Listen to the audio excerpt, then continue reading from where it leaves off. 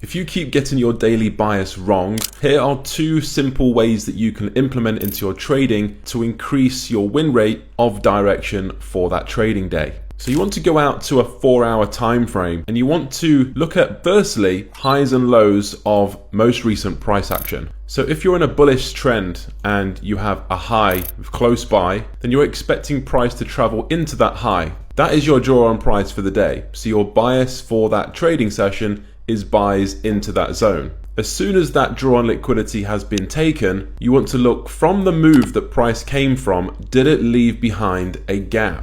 It's easy to identify a 4-hour gap. It's basically a large impulsive candle on the 4-hour which is closed, and it's leaving a distance between the previous candle wick and any candle wick following that candle. So once your structural high has been taken, that's your next opposing side draw on liquidity, and it is your bias for the trading day. Let's drop down to a 15-minute and look at how we can take advantage of these opportunities using 15-minute entries. Now you can see we have this previous nearby 4-hour structural high, which price is bullish and traveling towards. That is the bias for the day. We're trading ES or NQ. We want to wait for 9:30 a.m. Eastern Standard Time, which is the New York Open. Then we want to simply wait for a run on sell side liquidity. In this case, it's beneath London lows, and wait for price to liquidate these lows during or after the New York Open, and wait for a bullish retrace candle inside our trading window. Here we get confirmation with a 15-minute candle close, stops below the candle which swept, and take profit at the high. You could either hard TP at that structural high or let price run, or use a fixed 2-to-1 risk to reward ratio. Next up, you notice where price impulses away and leaves a 4-hour gap behind. Then on the 15-minute, price is already pushing lower lows and lower highs in the market. What we want to be doing is waiting for the New York Open, 9:30 a.m. Eastern Standard Time. Now we want to be waiting again for a 15-minute run on liquidity at the highest point during the London-New York crossover.